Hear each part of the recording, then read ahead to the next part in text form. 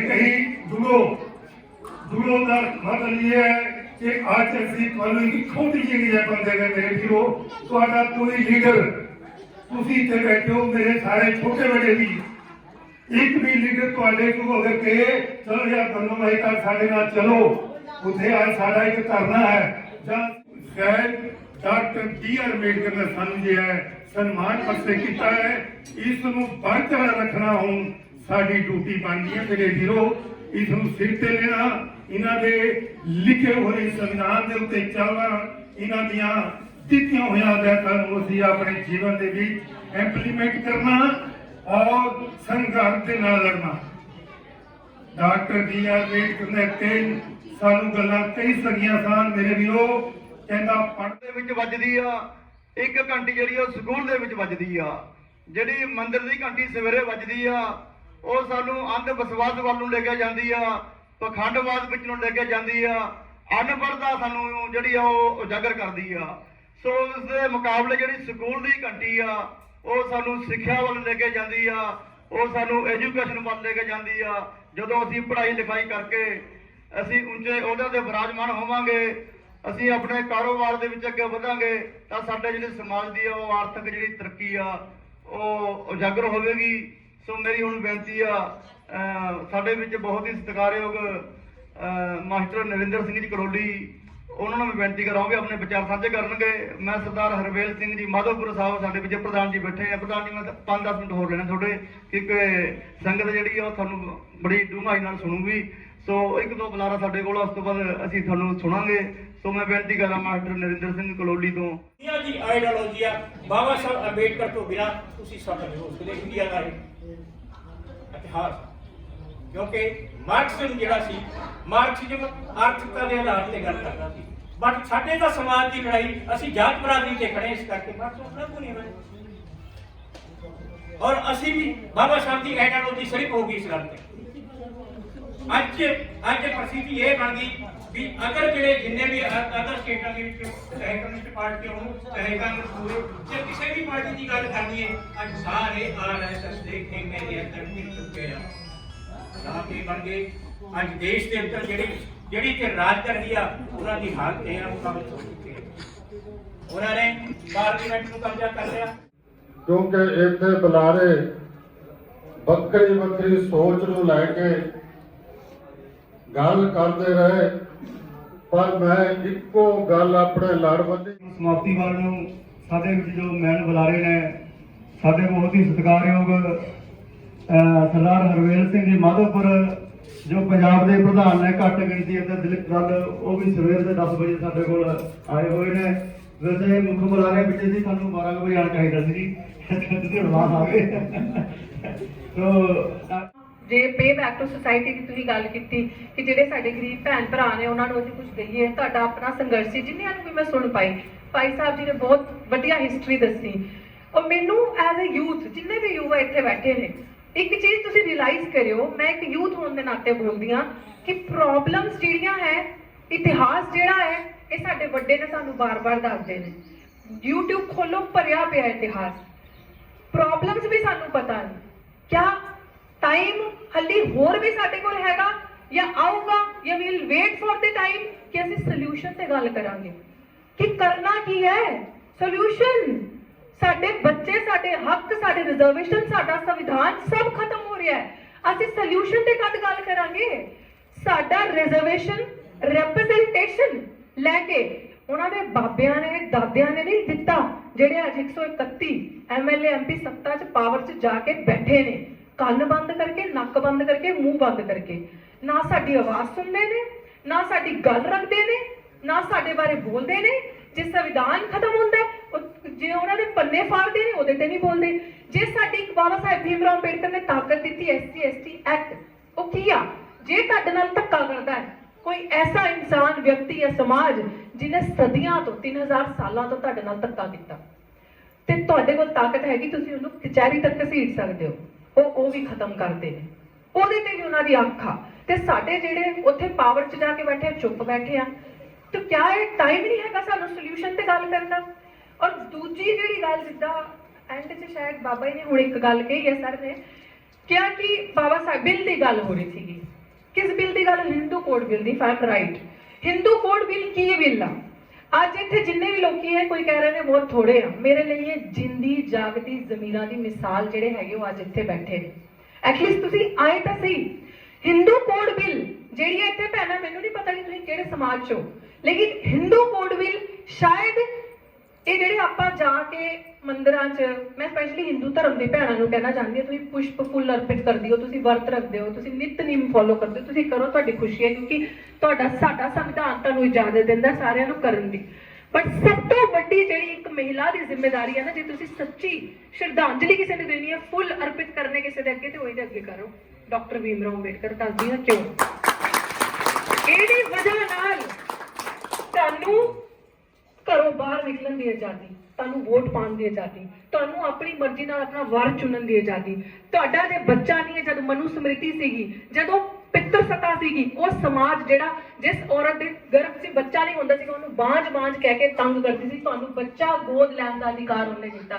ਸਤੀ ਪ੍ਰਥਾ, ਬਾਬਾ ਜਿੱਦਾਂ ਫੂਲੇ ਸਾਹਿਬ ਔਰ ਸਾਵਿਤਰੀ ਮਾਤਾ ਫੂਲੇ ਦੇ ਜਿਹੜੇ ਵਿਚਾਰ ਸੀਗੇ, ਉਸ ਤੇ ਡਾਕਟਰ ਭੀਮ ਰਾਓ ਅੰਬੇਡਕਰ ਚੱਲਦੇ ਸੀਗੇ ਪੂਰੇ। ਉਹਨਾਂ ਨੇ ਸਤੀ ਪ੍ਰਥਾ ਦੇ ਖਿਲਾਫ ਕੰਮ ਕੀਤਾ ਔਰ ਬਾਬਾ ਸਾਹਿਬ ਨੇ ਉਸੇ ਵਿਚਾਰਧਾਰਾ ਨੂੰ ਅੱਗੇ ਕੀਤਾ। ਫਿਰ ਤੁਹਾਡਾ ਆਪਣੇ ਮਾਪਿਓ ਦੀ ਇੱਕ ਜਿਹੜੀ ਉਹ ਹੈਗੀ ਹੈ, ਕੀ ਕਹਿੰਦੇ ਨੇ, ਵੈਲਥ ਹੈਗੀ, ਜਾਂ ਜੋ ਵੀ ਪੈਸਾ, ਜੋ ਵੀ ਜਾਇਦਾਦ ਹੈਗੀ, ਉਹਦੇ ਵਿੱਚ ਜਿੰਨਾ ਇੱਕ ਪੁੱਤਰ ਦਾ ਅਧਿਕਾਰ ਹੈ, ਉਨਾ ਭੈਣਾਂ ਦਾ ਅਧਿਕਾਰ ਹੈ। ਸੇਮ ਉਹ ਸਾਰੇ ਅਧਿਕਾਰ ਕਿਹਨੇ ਦਿੱਤੇ? ਬਾਬਾ ਸਾਹਿਬ ਨੇ। ਤੁਹਾਡੇ ਜੇ ਪਹਿਲੇ ਕੀ ਹੁੰਦਾ ਸੀਗਾ ਕਿ ਮਰਦਾਂ ਨੂੰ, ਜਿਹੜੇ ਪੁਰਸ਼ ਸੀਗੇ, ਉਹਨਾਂ ਨੂੰ ਜ਼ਿਆਦਾ ਤਨਖਾਹ ਮਿਲਦੀ ਸੀਗੀ, ਭੈਣਾਂ ਨੂੰ ਨਹੀਂ, ਲੇਡੀਜ਼ ਨੂੰ ਨਹੀਂ ਮਿਲਦੀ ਸੀਗੀ। ਬਾਬਾ ਸਾਹਿਬ ਉਸ ਚੀਜ਼ ਲਈ ਲੜੇ, ਇਕੁਅਲ ਵੇਜਿਸ ਜਿਹਨੂੰ ਕਹਿੰਦੇ ਆ, ਕਿ ਜੇ ਇਹ ਮਰਦ ਨੂੰ ਇੰਨਾ ਮਿਲੇਗਾ ਤੇ ਔਰਤ ਨੂੰ ਵੀ ਇੰਨਾ ਮਿਲੇਗਾ। ਸਮਾਨਤਾ ਦਾ ਅਧਿਕਾਰ ਜੋ ਹੈ ਬਾਬਾ ਸਾਹਿਬ ਨੇ ਸਾਰੀ ਭੈਣਾਂ ਨੂੰ ਦਿੱਤਾ, ਸਾਰੀ ਮਹਿਲਾਵਾਂ ਨੂੰ ਦਿੱਤਾ। ਤੇ ਜਿਹੜੀਆਂ ਅੱਜ ਆਪਣੇ ਆਪ ਨੂੰ, ਤੁਸੀਂ ਸੋਚੋ ਸੰਵਿਧਾਨ ਨੇ ਕੀ ਕੀਤਾ। ਜੋ ਚੀਜ਼ ਧਰਮ ਨਹੀਂ ਕਰਦੀ ਨਾ, ਉਹ ਚੀਜ਼ ਸੰਵਿਧਾਨ ਕਰਦੀ ਆ। ਅੱਜ ਇੱਕ ਮਹਿਲਾ ਰਾਸ਼ਟਰਪਤੀ ਬਣੀ ਆ, ਕਲੈਕਟਰ ਬਣੀ ਆ, ਰਾਜਪਾਲ ਬਣ ਸਕਦੀ ਹੈ, ਟੀਚਰ, ਇੰਜੀਨੀਅਰ, ਡਾਕਟਰ, ਪ੍ਰੋਫੈਸਰ ਕੀ ਨਹੀਂ ਬਣ ਸਕਦੀ ਹੈ? ਸਿਰਫ ਔਰ ਸਿਰਫ ਡਾਕਟਰ ਬਾਬਾ ਸਾਹਿਬ ਭੀਮ ਰਾਓ ਅੰਬੇਡਕਰ ਦੀ ਵਜ੍ਹਾ ਨਾਲ। ਇਹ ਸਾਡੀ ਸੰਵਿਧਾਨ ਦੀ ਤਾਕਤ ਹੈ। ਔਰ ਦੂਜੀ ਗੱਲ ਜੋ ਮੈਨੂੰ ਇੱਕ ਕਮੀ ਅੱਜ ਇੱਥੇ ਮਹਿਸੂਸ ਹੋ ਰਹੀ ਹੈ, ਔਰ ਇੱਕ ਮੈਂ ਮਹਿਲਾ ਜਾਗਰੂਕ ਆਵਾਜ਼ ਹਾਂ, ਮੈਨੂੰ ਹਰ ਵਾਰੀ ਜਿੱਥੇ ਵੀ ਮੈਂ ਜਾਂਦੀ ਹਾਂ ਮੈਨੂੰ ਲੱਗਦੀ ਆ, ਜਿਹੜੀ ਭੈਣਾਂ ਬੈਠੀ ਹੈ, ਤੁਸੀਂ ਕਿਸੇ ਤੋਂ ਘੱਟ ਨਹੀਂ ਹੋ, ਠੀਕ ਆ। ਜੇ ਸਾਡੇ ਬਾਰੇ ਕੋਈ ਨਹੀਂ ਸੋਚਦਾ, ਠੀਕ ਹੈ, ਇੱਥੇ ਸਾਰੇ ਮੇਰੇ ਵੱਡੇ, ਮੇਰੇ ਮਾਪਿਓ ਸਮਾਨ ਨੇ, ਆਪਾਂ ਇਹਨਾਂ ਤੋਂ ਮੰਗ ਸਕਦੇ ਹਾਂ, ਆਪਾਂ ਕਹਿ ਸਕਦੇ ਹਾਂ, ਪਲੀਜ਼ ਨੈਕਸਟ ਟਾਈਮ ਤੁਸੀਂ ਆਰਗੇਨਾਈਜ਼ਰ ਹੋ, ਇੱਕ ਚੀਜ਼ ਦਾ ਧਿਆਨ ਰੱਖਿਓ ਕਿ ਜੇ ਆਪਾਂ ਪਾਰਟੀਸ਼ਨ ਕਰ ਲਈਏ, ਭੈਣਾਂ ਪਿੱਛੇ ਨਹੀਂ ਪੈਣਾ, ਅੱਗੇ ਹੋਣੀਆਂ, ਕੰਧੇ ਨਾਲ ਕੰਧਾ ਮਿਲਾ ਕੇ ਅੱਗੇ ਬੈਠੀਆਂ ਹੋਣ, ਇਹ ਤੁਹਾਡੀ ਜ਼ਿੰਮੇਵਾਰੀ ਆ। ਪਿੱਛੇ ਨਹੀਂ ਪੈਣਾ, ਆਪਣਾ ਹੱਕ ਮੰਗਣਾ, ਅੱਗੇ ਬਹਿਣਾ, ਕਿਉਂਕਿ ਬਾਬਾ ਸਾਹਿਬ ਭੀਮ ਰਾਓ ਅੰਬੇਡਕਰ ਸੌਂਦੇ ਸੀਗੇ, ਜਦੋਂ ਅਸੀਂ ਸੌਂਦੇ ਸੀਗੇ, ਉਹ ਜਾਗਦੇ ਸੀਗੇ ਸਾਡੇ ਲਈ, ਸਾਡੇ ਅਧਿਕਾਰਾਂ ਲਈ ਲੜਦੇ ਸੀਗੇ। ਜੇ ਉਹਨਾਂ ਨੇ ਉਹਨਾਂ ਨਾਲ ਲੜਿਆ ਤੇ ਅਸੀਂ ਤਾਂ ਆਪਣੀ ਬਰਾਬਰੀ ਲਈ ਗੱਲ ਕਰ ਸਕਦੇ ਹਾਂ। ਔਰ ਇੱਕ ਹੋਰ ਮੇਰੀ ਰਿਕੁਐਸਟ ਆ, ਮੈਨੂੰ ਬੜਾ ਵਧੀਆ ਲੱਗੇਗਾ, ਤੁਹਾਡਾ ਧੰਨਵਾਦ, ਤੁਸੀਂ ਮੈਨੂੰ ਬੁਲਾਇਆ, ਲੇਕਿਨ ਉਹਨਾਂ ਨੇ ਤਾਂ ਸਾਨੂੰ 50% ਸਾਰੀ ਜਗ੍ਹਾ ਦਿੱਤਾ ਨਾ, ਕਿਉਂ ਨਾ ਆਪਾਂ 50% ਬੁਲਾ ਰਹੇ, ਜੇ ਆਪਾਂ ਮੇਲਸ ਰੱਖੇ ਨੇ ਤੇ 50% ਫੀਮੇਲ ਵੀ ਹੋਣ। ਆਪਾਂ ਸੁਣੀਏ ਤਾਂ ਸਹੀ ਇਹਨਾਂ ਦੇ ਦਿਲ 'ਚ ਕੀ ਆ ਕੀ ਕਹਿਣਾ ਚਾਹੁੰਦੀਆਂ ਨੇ। ਸਾਡੀ ਜਿੱਦੇ ਆਪਾਂ ਆਏ ਸੀ, ਆਪਣੀਆਂ ਭੈਣਾਂ ਨੂੰ, ਅਸੀਂ ਆਪਣੇ ਬੱਚਿਆਂ ਨੂੰ ਕਿਉਂ ਨਹੀਂ ਲੈ ਕੇ ਆਉਂਦੇ? ਉਹਨਾਂ ਦੇ ਦਿਲ 'ਚ ਕੀ ਅਰਮਾਨ ਆ, ਉਹ ਕੀ ਬੋਲਣਾ ਚਾਹੁੰਦੀਆਂ ਨੇ, ਇਹ ਸਾਰੀਆਂ ਕੀ ਪਤਾ ਇਹਨਾਂ ਦੇ ਵਿੱਚੋਂ ਕੋਈ ਆਈਡੀਆ ਸਾਨੂੰ ਮਿਲਿਆ ਸੀ ਅੱਗੇ ਵਧਣ ਲਈ, ਵਧੀਆ ਸਟੈਪ ਹੋਵੇ। ਸੋ ਆਈ ਥਿੰਕ ਇਹਦੇ ਵਿੱਚ ਸਾਨੂੰ ਕੰਮ ਕਰਨ ਦੀ ਜ਼ਰੂਰਤ ਹੈ। ਔਰ ਤੀਜੀ ਇੰਪੋਰਟੈਂਟ ਗੱਲ, ਬੜਾ ਲੋਕੀ ਗੱਲਾਂ ਕਰਦੇ ਨੇ, ਰਿਜ਼ਰਵੇਸ਼ਨ ਮੁਫਤ ਦੀ ਇਹਨਾਂ ਨੂੰ ਮਿਲ ਗਈ, ਮੁਫਤ ਖੋਰ ਨੇ, ਇਕਨੋਮਿਕ ਰਿਜ਼ਰਵੇਸ਼ਨ ਹੋਣਾ ਚਾਹੀਦਾ, ਰਾਈਟ। ਇਹ ਨੈਰੇਟਿਵ ਹੈਗਾ ਅੱਜ ਕੱਲ੍ਹ ਕਿ ਇਕਨੋਮਿਕ ਰਿਜ਼ਰਵੇਸ਼ਨ ਹੋਣਾ ਚਾਹੀਦਾ, ਜਾਤੀ ਆਧਾਰ ਤੇ ਨਹੀਂ। ਫਿਰ ਜਾਤੀ ਆਧਾਰ ਤੇ ਡਿਸਕ੍ਰਿਮੀਨੇਸ਼ਨ ਕਿਉਂ ਹੁੰਦਾ? ਜਾਤੀ ਆਧਾਰ ਤੇ ਤੁਸੀਂ ਬੇਟੀ ਰੋਟੀ ਦਾ ਸੰਬੰਧ ਕਿਉਂ ਕਰਦੇ ਹੋ? ਜਾਤੀ ਆਧਾਰ ਤੇ ਤੁਹਾਡੇ ਗੁਰਦੁਆਰੇ ਪਿੰਡਾਂ 'ਚ ਅਲੱਗ ਕਿਉਂ ਹੈ? ਜਾਤੀ ਆਧਾਰ ਤੇ ਦੋ ਬਾਟੇ ਕਿਉਂ ਨੇ? ਜਾਤੀ ਆਧਾਰ ਤੇ ਮੰਦਿਰਾਂ 'ਚ ਤੁਸੀਂ ਦਲਿਤ, ਆਦੀਵਾਸੀ, ਪਿਛੜੇ ਨੂੰ ਵੜਨ ਕਿਉਂ ਨਹੀਂ ਦਿੰਦੇ? ਮੂਰਖ ਸਮਝਦੇ ਹੋ ਤੁਸੀਂ ਸਾਨੂੰ? ਇਹ ਜੋ ਆਵਾਜ਼ ਆ ਨਾ, ਇਹ ਸਿੱਖਿਆ ਹਾਸਿਲ ਕਰਨ ਤੋਂ ਬਾਅਦ ਆਉਂਦੀ ਹੈ। ਔਰ ਤੁਸੀਂ ਰਿਜ਼ਰਵੇਸ਼ਨ ਤੁਹਾਨੂੰ ਜੋ ਮਿਲਿਆ, ਜੋ ਸਾਨੂੰ ਰਿਜ਼ਰਵੇਸ਼ਨ ਮਿਲਿਆ ਨਾ, ਸਾਡਾ ਹਾਰਡ ਅਰਨਡ ਰਿਜ਼ਰਵੇਸ਼ਨ ਹੈਗਾ। ਔਰ ਰਿਜ਼ਰਵੇਸ਼ਨ ਕੋਈ ਆਸਾਨ ਨਹੀਂ ਹੈਗਾ, ਕਿਉਂਕਿ ਜਦ ਜਿੱਦਾਂ ਕਿਸੇ ਨੇ ਤੁਹਾਨੂੰ ਤੁਸੀਂ ਕਿਹਾ ਕਿ ਸਾਡੇ ਮੂੰਹ ਦੇ ਅੱਗੇ ਉਹ ਪੀਕ ਦਾਨ, ਕਿਸੇ ਥੁੱਕ ਵੀ ਸੁੱਟੀ ਤੇ ਉਹਦੇ 'ਚ ਗੜਬੀ 'ਚ ਸੁੱਟੀਏ ਤੇ ਪਿੱਛੇ ਝਾੜੂ, ਕਿ ਸਾਡੇ ਜਿਹੜੇ ਪੈਰਾਂ ਦੇ ਨਿਸ਼ਾਨ ਉਹ ਆਪਾਂ ਪਹੁੰਚਦੇ ਜਾਈਏ, ਕਿਸੇ ਦਾ ਪਰਛਾਵਾਂ ਨਹੀਂ ਜਾਏ। ਤੇ ਫਿਰ ਉਦੋਂ ਤਾਂ ਰਿਜ਼ਰਵੇਸ਼ਨ ਨਹੀਂ ਸੀਗਾ ਸਾਡੇ ਕੋਲ, ਸਾਡੇ ਤੋਂ ਪੜ੍ਹਨ ਦਾ ਅਧਿਕਾਰ ਨਹੀਂ ਸੀਗਾ। ਅਸੀਂ ਸਾਡੇ ਬਾਬਾ ਸਾਹਿਬ ਅੰਬੇਡਕਰ ਦਾ ਇਤਿਹਾਸ ਪੜ੍ਹੋ, ਉਹਨਾਂ ਨੇ ਲਿਖਿਆ ਕਿ ਮੰਦਿਰਾਂ ਦੇ ਅਸੀਂ ਸੁਣ ਨਹੀਂ ਸਕਦੇ ਸੀਗੇ ਕਿ ਮੰਦਿਰਾਂ 'ਚ ਕੀ ਹੁੰਦਾ ਹੈ, ਸਾਡੇ ਕੰਨ 'ਚ ਕੱਚ ਪਿਘਲਾ ਕੇ ਪਾ ਦਿੰਦਾ ਜਾਂਦਾ ਸੀਗਾ, ਉਹ ਟਾਈਮ ਸੀਗਾ। ਸੋ ਜਦ 3000 ਸਾਲ ਤੋਂ ਮੁਫਤ ਰਿਜ਼ਰਵੇਸ਼ਨ ਤੁਸੀਂ ਖਾਇਆ, ਤਦ ਤੱਕ ਤੇ ਰਿਜ਼ਰਵੇਸ਼ਨ ਕਿਸੇ ਕੋਲ ਨਹੀਂ ਸੀਗਾ, ਤੁਹਾਡੇ ਕੋਲ ਸੀਗਾ। 100% ਰਿਜ਼ਰਵੇਸ਼ਨ ਤੁਸੀਂ ਲਿੱਤਾ, ਸਕੂਲ ਸੇ ਤੁਸੀਂ ਜਾਂਦੇ ਸੀਗੇ, ਪੜ੍ਹਦੇ ਤੁਸੀਂ ਸੀਗੇ, ਸਿੱਖਿਆ ਦਾ ਪੂਰਾ ਜਿਹੜਾ ਸੀਗਾ ਤੁਸੀਂ ਲਾਭ ਲੈਂਦੇ ਸੀਗੇ, ਅਸੀਂ ਤਾਂ ਨਹੀਂ ਲੈਂਦੇ ਸੀਗੇ ਨਾ। ਫਿਰ ਜਦ ਇੱਕ ਸਮਾਜ ਇੰਨਾ ਪਿੱਛੇ ਰਹਿ ਗਿਆ ਬਰਾਬਰੀ ਦੀ ਰੇਸ 'ਚ, ਉਹਦੇ ਕੋਲ ਕੋਈ ਅਧਿਕਾਰ ਨਹੀਂ ਸੀਗੇ। ਉਹ ਰਿਜ਼ਰਵੇਸ਼ਨ ਕੋਈ ਗਰੀਬੀ ਮਿਟਾਉਣ ਵਾਲੀ ਚੀਜ਼ ਨਹੀਂ ਹੈ। ਸਿਰਫ ਰਿਜ਼ਰਵੇਸ਼ਨ ਤੁਹਾਡੀ ਪੋਲੀਟੀਕਲ ਔਰ ਸੋਸ਼ਲ ਬੈਕਵਰਡਨੈਸ ਜਿਹੜੀ ਹੋਈ ਇੰਨੇ ਸਾਲਾਂ 'ਚ, ਉਹਦੀ ਬਰਾਬਰੀ ਲਈ ਹੈ ਕਿ ਜੋ ਤੁਹਾਨੂੰ ਅੱਖਾਂ 'ਚੋਂ ਮਾਰਿਆ, ਜਾਤੀ ਕੀ ਆ, ਤੁਹਾਨੂੰ ਅੱਖਾਂ 'ਚੋਂ ਮਾਰ ਦਿੰਦੇ ਨੇ, ਆਗੇ ਚੂਰਜ ਮਾਰ, ਆ ਗਏ ਆ ਇਹ ਪਿਛੜੀ ਜਾਤੀਆਂ ਵਾਲੇ। ਆ ਜੋ ਅੱਖਾਂ 'ਚੋਂ ਮਾਰਨ ਵਾਲੀ ਚੀਜ਼ ਸੀ, ਬਾਬਾ ਸਾਹਿਬ ਭੀਮਰਾਓ ਅੰਬੇਡਕਰ ਨੇ ਇਸ ਚੀਜ਼ ਨੂੰ ਖਤਮ ਕਰਨ ਲਈ ਸਾਨੂੰ ਇੱਕ ਸਹਾਰਾ ਦਿੱਤਾ ਕਿ ਜਿੱਥੇ ਅਸੀਂ ਬਰਾਬਰੀ। ਅੱਛਾ ਤੁਸੀਂ ਮੈਨੂੰ ਦੱਸੋ ਕਿ ਅਸੀਂ ਰੇਸ ਦੀ ਦੌੜ 'ਚ ਇੱਕ ਤੁਸੀਂ ਰਿਸ਼ਟ ਪੁਸ਼ਟ ਖਾਨਦਾਨ ਦਾ ਬੱਚਾ ਖੜਾ ਕਰ ਦੋ ਔਰ ਇੱਕ ਮਾਲ ਨਿਊਟ੍ਰੀਸ਼ਨ ਦਾ ਮਰੀਜ਼ ਖੜਾ ਕਰ ਦੋ ਔਰ ਦੋਨਾਂ ਨੂੰ ਬਰਾਬਰੀ ਦਾ ਖੜਾ ਕਰਤਾ, ਕਿਆ ਦੌੜ ਕੇ ਰੇਸ 'ਚ ਫਸਟ ਆ ਜਾਊਗਾ ਉਹ ਬੱਚਾ ਜਾਂ ਉਹਦੇ ਨਾਲ ਬਰਾਬਰੀ 'ਚ ਦੌੜ ਪਾਊਗਾ? ਨਹੀਂ ਨਾ। ਜਿਹਨੇ ਸਦੀਆਂ ਤੋਂ ਕੁਝ ਖਾਦਾ ਹੀ ਨਹੀਂ, ਜਿਹਦੇ ਸਰੀਰ 'ਚ ਹੱਡਾਂ 'ਚ ਜਾਨ ਹੀ ਨਹੀਂ ਹੈਗੀ, ਉਹ ਕੀ ਦੌੜੂਗਾ? ਇਸ ਕਰਕੇ ਬਾਬਾ ਸਾਹਿਬ ਨੇ ਕਿਹਾ ਕਿ ਜਿਹੜੇ ਬੱਚੇ ਨੂੰ ਸਦੀਆਂ ਤੋਂ ਰੋਟੀ ਨਹੀਂ ਮਿਲੀ, ਖਾਣਾ ਨਹੀਂ ਮਿਲਿਆ, ਉਹਨੂੰ ਪਹਿਲੇ ਮੈਂ ਖਾਣਾ ਦੇਵਾਂ, ਉਹਨੂੰ ਬਰਾਬਰੀ ਦਾ ਅਧਿਕਾਰ ਦੇਵਾਂ ਤਾਂ ਕਿ ਉਹ ਥੋੜਾ ਜਿਹਾ ਨਰਿਸ਼ਮੈਂਟ ਉਹਦੇ ਅੰਦਰ ਜਾਏ, ਉਹ ਬਰਾਬਰੀ ਦੀ ਲਾਈਨ 'ਚ ਖੜਾ ਹੋਏ। ਬਸ ਇੱਥੇ ਆਉਣ ਦਾ ਅਧਿਕਾਰ ਹੈ। ਇਹ ਤੋਂ ਅੱਗੇ ਜਾਣਾ ਸਾਡੀ ਆਪਣੀ ਹਿੰਮਤ ਹੈ। ਜੋ ਅੱਜ ਅਸੀਂ IAS ਬਣੇ, IPS ਆਫੀਸਰ ਬਣੇ, ਪੜ੍ਹ ਕੇ ਬੈਠੇ ਹਾਂ, ਸਰਕਾਰਾਂ 'ਚ ਆ ਕੇ ਬੈਠੇ ਹਾਂ, ਅਸੀਂ ਆਪਣੀ ਮਿਹਨਤ 'ਚ ਬੈਠੇ ਹਾਂ। ਅਸੀਂ ਇੰਨੇ ਮਿਹਨਤਕਸ਼ ਲੋਕ ਹਾਂ ਕਿ ਤੁਸੀਂ ਜੇ ਮਰਿਆ ਜਾਨਵਰ ਵੀ ਹੈ ਨਾ, ਅਸੀਂ ਉਹ 'ਚੋਂ ਚਮੜਾ ਬਣਾ ਕੇ ਖਾ ਕੇ ਵੇਚ ਕੇ ਆਪਣਾ ਪੇਟ ਪਾਲ ਸਕਦੇ ਹਾਂ, ਦੁਨੀਆ ਨੂੰ ਵੀ ਪਾਲ ਸਕਦੇ ਹਾਂ। ਅਸੀਂ ਉਸ ਸਮਾਜ ਦੇ ਲੋਕ ਹੈਗੇ ਹਾਂ ਔਰ ਅਸੀਂ ਕਿਸੇ ਨਾਲ ਨਫ਼ਰਤ ਨਹੀਂ ਕਰਦੇ। ਅਸੀਂ ਕਦੀ ਵਿਤਕਰੇ ਦੀ ਗੱਲ ਨਹੀਂ ਕੀਤੀ, ਵੰਡ ਨਹੀਂ ਪਾਇਆ। ਅਸੀਂ ਹਮੇਸ਼ਾ ਸਭ ਨੂੰ ਇੱਕ ਕਰਨ ਦੀ ਗੱਲ ਕਰਦੇ ਹਾਂ। ਦੂਜੀ ਗੱਲ, ਅਸੀਂ ਨਹੀਂ ਕਦੀ ਕਿਹਾ ਕਿ ਬ੍ਰਾਹਮਣ ਮਾੜਾ, ਹਿੰਦੂ ਮਾੜਾ, ਜੱਟ ਮਾੜਾ। ਸਾਨੂੰ ਤਾਂ ਸਾਰੇ ਪਿਆਰੇ ਲੱਗਦੇ ਨੇ, ਸਾਰੇ ਆਪਣੇ ਨੇ। ਇਹ ਸੋਚਣ ਦੀ ਲੋੜ ਹੈ ਕਿਉਂਕਿ ਮੈਂ ਸ਼ਾਇਦ ਦਿੱਲੀ ਯੂਨੀਵਰਸਿਟੀ ਰਹਿੰਦੀ ਹਾਂ।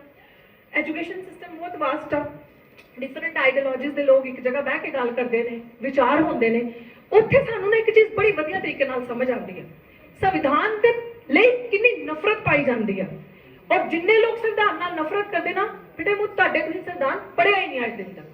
ਸੀਰੀਅਸਲੀ, ਜੇ ਤੁਸੀਂ ਪੜ੍ਹਿਆ ਹੁੰਦਾ ਤੇ ਤੁਸੀਂ ਧਾਰਾ 25(b) ਨੂੰ ਗਲਤ ਨਹੀਂ ਸਮਝਦੇ।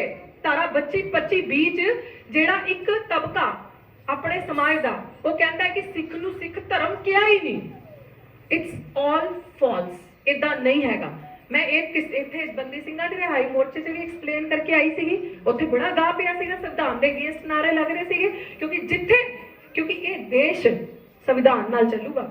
ਇਸ ਦੇਸ਼ 'ਚ ਨਾ ਪ੍ਰਧਾਨ ਮੰਤਰੀ ਇੰਨਾ ਤਾਕਤਵਰ ਹੈ, ਨਾ ਰਾਸ਼ਟਰਪਤੀ ਇੰਨਾ ਤਾਕਤਵਰ ਹੈ ਜਿੰਨੀ ਤਾਕਤਵਰ ਜਨਤਾ ਦਾ ਲੋਕਤੰਤਰ, ਲੋਕਾਂ ਦਾ ਰਾਜ ਆ। ਔਰ ਜੇ ਰਾਜ ਚੱਲੂਗਾ ਇਸ ਦੇਸ਼ 'ਚ ਸਿਰਫ ਔਰ ਸਿਰਫ ਸੰਵਿਧਾਨ ਦਾ। ਔਰ ਸੰਵਿਧਾਨ ਨੇ ਸਭ ਤੋਂ ਸਪੈਸ਼ਲ ਅਧਿਕਾਰ ਜਿਹੜੇ ਦਿੱਤੇ ਆ ਸਿੱਖਾਂ ਨੂੰ ਦਿੱਤੇ ਆ। ਦੱਸੋ ਕਿਸੇ ਵੀ ਧਰਮ 'ਚ ਕਿਰਪਾਨ, ਤਲਵਾਰ ਰੱਖਣ ਦੀ ਇਜਾਜ਼ਤ ਹੈਗੀ ਕਿਸੇ ਨੂੰ? ਸ਼ਸਤਰ ਰੱਖਣ ਦੀ? ਸਿਰਫ ਔਰ ਸਿਰਫ ਸਿੱਖਾਂ ਨੂੰ ਅਧਿਕਾਰ ਦਿੱਤੇ ਕਿਰਪਾਨ ਰੱਖਣ ਦੇ। ਔਰ ਧਾਰਾ 25(b) ਮੈਂ ਤੁਹਾਨੂੰ ਥੋੜਾ ਜਿਹਾ ਸਮਝਾ ਦਾਂ, ਜੋ ਤੁਹਾਡੇ ਨਾਲ ਕੋਈ ਕੁਝ ਗੱਲ ਕਰਦਾ ਹੈ ਤਾਂ ਕਿ ਤੁਸੀਂ ਉਹਦੇ ਨਾਲ ਡਾਇਲੌਗ ਕਰ ਸਕਦੇ ਹੋ ਕਿ ਇਹ ਧਾਰਾ 25(b) ਇਹਨਾਂ ਭੁਕਾਲ ਮਚਾਇਆ ਹੋਇਆ ਹੈ।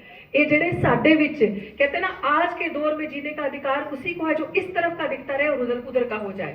ਤੁਹਾਡੇ ਪੇਸ 'ਚ ਤੁਹਾਡੇ ਜਿਹੜਾ ਦਸਤਾਰ ਸਜਾਏ ਹੋਏ ਕੱਪੜੇ ਪਾਏ ਹੋਏ ਲੋਕ ਜਿਹੜੇ ਉੱਥੇ ਜਾ ਕੇ ਦਲਾਲੀਆਂ ਕਰਦੇ ਨਾ RSS ਦੀ, BJP ਦੀ, ਉਹੀ ਮਿਸਲੀਡ ਕਰਦੇ ਨੇ। ਕਹਿੰਦੇ ਨੇ ਕਿ 25(b) ਸਿੱਖਾਂ ਦੇ ਖਿਲਾਫ ਹੈ, ਸਿੱਖਾਂ ਦੀ ਗੱਲ ਨਹੀਂ ਕਰਦੀ। ਔਰ 25(b) ਕਹਿੰਦੀ ਆ ਕਿ ਸਿੱਖ ਜਿਹੜਾ ਧਰਮ ਹੀ ਨਹੀਂ ਹੈ, ਸਿੱਖ ਨੂੰ ਹਿੰਦੂ ਧਰਮ ਨਾਲ ਮਿਲਾਇਆ ਜਾਂਦਾ ਨਹੀਂ। 25(b) ਧਾਰਾ ਇਹ ਕਹਿੰਦੀ ਹੈ ਕਿ ਜਿੱਦਾਂ ਦੇਖੋ ਸਿੱਖ ਧਰਮ ਕਿਆ ਵਿਤਕਰੇ ਦੀ ਗੱਲ ਕਰਦਾ? ਮਨੁੱਖ 'ਚ ਡਿਫਰੈਂਸ ਦੀ ਗੱਲ ਕਰਦਾ? ਨਹੀਂ। ਬੌਧ ਧਰਮ ਕਰਦਾ? ਨਹੀਂ। ਜੈਨੀ ਧਰਮ ਕਰਦਾ? ਨਹੀਂ। ਕੋਈ ਵੀ ਧਰਮ ਸਿਵਾਏ ਹਿੰਦੂ ਧਰਮ ਦੇ ਮਨੁੱਖ ਤੋਂ ਮਨੁੱਖ ਨੂੰ ਵੰਡਣ ਦੀ ਜਾਂ ਛੋਟੇ ਵੱਡੇ ਦੀ ਗੱਲ ਨਹੀਂ ਕਰਦਾ। ਔਰ ਬਾਬਾ ਸਾਹਿਬ ਨੇ ਸੰਵਿਧਾਨ ਦੀ ਧਾਰਾ 25(b) 'ਚ ਲਿਖਿਆ ਕਿ ਜੋ ਧਰਮ ਜੇ ਆਪਣੇ ਕਿਸੇ ਵੀ ਰਿਲੀਜੀਅਸ ਪਲੇਸ 'ਚ ਜਿੱਦਾਂ ਹਿੰਦੂ ਧਰਮ ਦੇ ਲੋਕ ਜਾਂ ਹਿੰਦੂ ਮੰਦਿਰਾਂ 'ਚ ਦਲਿਤਾਂ ਨੂੰ, ਸ਼ੂਦਰਾਂ ਨੂੰ, ਪਿਛੜਿਆਂ ਨੂੰ ਜਾਣ ਦੀ ਇਜਾਜ਼ਤ ਨਹੀਂ ਹੈਗੀ, ਉਹਨਾਂ ਨਾਲ ਵਿਤਕਰਾ, ਉਹਨਾਂ ਨੂੰ ਕੁੱਟਿਆ ਜਾਂਦਾ, ਅੱਜ ਵੀ ਕੁੱਟਿਆ ਜਾਂਦਾ। ਉਦੋਂ ਤਾਂ ਬਹੁਤ ਬੁਰਾ ਹਾਲ ਸੀਗਾ। ਜੇ ਏਦਾਂ ਕੋਈ ਵੀ ਧਰਮ ਕਰੂਗਾ, ਚਾਹੇ ਉਹ ਸਿੱਖ ਧਰਮ, ਚਾਹੇ ਉਹ ਬੌਧ ਧਰਮ, ਚਾਹੇ ਉਹ ਜੈਨ ਧਰਮ, ਜੇ ਉਹ ਇਹ ਤਿੰਨੋਂ ਧਰਮ ਵੀ ਆਪਣੇ ਰਿਲੀਜੀਅਸ ਪਲੇਸਿਸ ਤੇ ਜਾਣ 'ਚ ਰੁਕਾਵਟਾਂ ਲਾਣਗੇ ਔਰ ਉਹੋ ਜਿਹਾ ਵਿਤਕਰਾ ਕਰਨਗੇ ਜਿੱਦਾਂ ਹਿੰਦੂ ਧਰਮ ਵਿਤਕਰਾ ਕਰਦੇ, ਤੇ ਉਹ ਵੀ ਹਿੰਦੂ ਧਰਮ ਦੀ ਸ਼ੈਣੀ 'ਚ ਹੀ ਆਊਗਾ। ਸਮਝੇ? ਉਹ ਵੀ ਹਿੰਦੂ ਧਰਮ ਦੀ ਸ਼ੈਣੀ 'ਚ ਹੀ ਆਊਗਾ। ਇਹ ਨਹੀਂ ਕਿਹਾ ਕਿ ਸਿੱਖ ਵੀ ਹਿੰਦੂ ਹੀ ਆ ਜਾਂ ਜੇ ਈਸਾਈ ਵੀ ਹਿੰਦੂ ਹੈ। ਉਹਨੇ ਕਿਹਾ ਕਿ ਜੇ ਸਿੱਖ ਧਰਮ, ਬੌਧ ਧਰਮ, ਜੈਨ ਧਰਮ, ਸਿੱਖ ਧਰਮ, ਬੌਧ ਧਰਮ, ਜੈਨ ਧਰਮ ਜੇ ਇਦਾਂ ਦੀ ਹਰਕਤ ਕਰੂਗਾ ਜੋ ਹਿੰਦੂ ਧਰਮ ਦੇ ਗੁਰਦੁਆਰੇ, ਜੋ ਹਿੰਦੂ ਧਰਮ ਦੇ ਮੰਦਿਰਾਂ 'ਚ ਹੁੰਦਾ ਤੇ ਉਹ ਵੀ ਹਿੰਦੂ ਧਰਮ ਦੀ ਸ਼ੈਣੀ 'ਚ ਹੀ ਆਊਗਾ। ਇਹ ਗੱਲ ਕਹੀ ਆ। ਤੇ ਆਪਾਂ ਕੀ ਕਹਿੰਦੇ ਆ? ਸਿੱਖਾਂ ਨੂੰ ਕਿਹਾ ਸਿੱਖ ਹਿੰਦੂ ਧਰਮ। ਵਿਚ ਇਜ਼ ਰੋਂਗ। ਇੱਕ ਗਲਤ ਨੈਰੇਟਿਵ ਫੈਲਾਇਆ ਜਾਂਦਾ ਹੈ। ਦੂਜੀ ਗੱਲ ਬਾਰ-ਬਾਰ ਆਉਂਦੀ ਆ ਕਿ ਹਿੰਦੂ ਜਿਹੜੀ ਸਿੱਖਾਂ ਦਾ ਆਨੰਦ ਕਾਰਜ ਆ, ਇਹ ਕਿਉਂ ਮੈਂ ਕਹਿ ਰਹੀ ਹਾਂ ਬਿਕਾਜ਼ ਮੈਂ ਐਜੂਕੇਟਿਡ ਯੂਥ ਹਾਂ, ਮੇਰੇ ਤੁਹਾਨੂੰ ਦੱਸਣਾ ਜ਼ਰੂਰੀ ਆ ਤਾਂ ਕਿ ਤੁਹਾਡੇ ਨਾਲ ਕੱਲ ਕੋਈ ਗੱਲ ਕਰੇ ਸਿੱਧੇ ਠੋਕ ਕੇ ਜਵਾਬ ਦੋ ਛਾਤੀ ਤੇ ਕਿ ਤੂੰ ਗਲਤ ਆ, ਤੂੰ ਚੋਰ ਆ, ਭੜਕਾ ਨਾ ਸਾਨੂੰ। ਇਹ ਗੱਲ ਆ, ਇਹ ਲਿਖਿਆ ਸੰਵਿਧਾਨ 'ਚ। ਦੂਜੀ ਗੱਲ ਆਪਾਂ ਕਹਿੰਦੇ ਆ ਕਿ ਸਾਡਾ ਜਿਹੜਾ ਆਨੰਦ ਕਾਰਜ ਆ ਉਹ ਹਿੰਦੂ ਮੈਰਿਜ ਐਕਟ ਦੇ ਅੰਦਰ ਰੈਕਗਨਾਈਜ਼ ਹੁੰਦਾ ਹੈ ਨਾ। ਅੱਛਾ ਅਸੀਂ ਕੀ ਕਰ ਲਿਆ? ਸਾਡਾ ਕਨਸਟੀਟਿਊਸ਼ਨ ਕਹਿੰਦਾ ਤੁਸੀਂ ਅਮੈਂਡਮੈਂਟ ਕਰ ਸਕਦੇ ਹੋ। ਕਿਆ ਅਸੀਂ ਪ੍ਰੋਟੈਸਟ ਕੀਤਾ? ਕਿਆ ਅਸੀਂ ਸੜਕਾਂ ਤੇ ਉਤਰੇ? ਕਿਆ ਅਸੀਂ ਕਿਹਾ? ਅਸੀਂ ਸੰਸਦ 'ਚ ਸਾਡੇ 131 ਐਮਐਲਏ ਐਮਪੀ ਬੈਠੇ, ਐਸਸੀ ਐਸਟੀ ਦੇ ਸਿੱਖਾਂ ਦੇ ਇੰਨੇ ਨੁਮਾਇੰਦੇ ਬੈਠੇ ਆ, ਚਲੋ ਫੜੋ ਉਹਨਾਂ ਦਾ ਕਾਲਰ। ਕੀ ਆ ਆਪਣਾ ਇੱਕ ਵਾਰੀ ਕੁਰਸੀ ਤੇ ਜਾ ਕੇ ਕਿਆ ਉਹ ਬਹੁਤ ਰਾਜੇ ਨੇ? ਇਸ ਦੇਸ਼ 'ਚ ਇੱਕ ਚੀਜ਼ ਸਮਝ ਲਓ, ਲੋਕਤੰਤਰ ਆ, ਸੰਵਿਧਾਨ ਆ। ਸੰਵਿਧਾਨ ਜਿਹੜਾ ਕਿੰਗ ਮੇਕਰ ਆ ਨਾ, ਕਿੰਗ ਨੂੰ ਬਣਾਉਣ ਵਾਲੀ ਜਨਤਾ ਅਸੀਂ। ਉਹ ਜਿਹੜੇ ਸਾਡੇ ਨੌਕਰ ਬੈਠੇ ਨੇ ਉੱਥੇ, ਜਿੰਨੇ ਵੀ ਐਮਐਲਏ 303 ਬੀਜੇਪੀ ਦੇ ਜਿਹੜੇ ਬੈਠੇ ਨੇ ਨੁਮਾਇੰਦੇ, ਸਾਡੇ ਨੌਕਰ ਆ, ਸਾਡੀ ਸੇਵਾ ਕਰਨ ਲਈ ਉੱਥੇ ਜਾ ਕੇ ਬਹਿੰਦੇ ਨੇ। ਉਹ ਭੁੱਲ ਗਏ ਆਪਣਾ ਫਰਜ਼। ਮਹਿਲ ਮਿਲ ਗਏ, ਕੋਠੀਆਂ ਮਿਲ ਗਈਆਂ ਵੱਡੀ ਵੱਡੀਆਂ, ਆਪਣੇ ਬੱਚੇ ਬਾਹਰ, ਬੇੜਾ ਗਰਕ ਕਰੋ ਸਾਡਾ। ਬਟ ਅਸੀਂ ਕੀ ਕਰ ਰਹੇ ਸੀ? ਵੀ ਤਾਂ ਸੁੱਤੇ ਪਏ ਹਾਂ।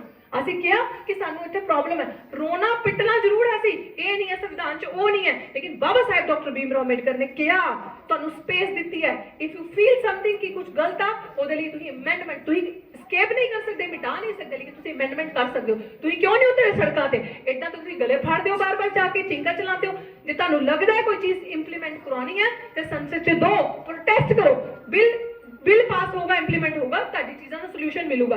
ਲੇਕਿਨ ਸੰਵਿਧਾਨ ਨੂੰ ਗਾਲਾਂ ਕੱਢਣੀਆਂ, ਸੰਵਿਧਾਨ ਦੇ ਪੰਨੇ ਫਾੜਨੇ, ਇਹ ਚੀਜ਼ ਇੱਕ ਯਾਦ ਰੱਖਿਓ ਤੁਸੀਂ। ਇਹ ਜੋ ਵੀ ਕੰਮ ਕਰਦਾ ਨਾ, ਉਹ ਆਰਐਸਐਸ ਦਾ ਨੁਮਾਇੰਦਾ ਹੈ। ਜੋ ਵੀ ਸੰਵਿਧਾਨ ਨੂੰ ਫਾੜਨ ਦੀ ਗੱਲ ਕਰਦਾ ਹੈ, ਜਲਾਉਣ ਦੀ ਗੱਲ ਕਰਦਾ ਹੈ, ਉਹ ਆਰਐਸਐਸ ਦੇ ਮੈਚ ਪਿੱਚ ਤੇ ਮੈਚ ਖੇਲਦਾ।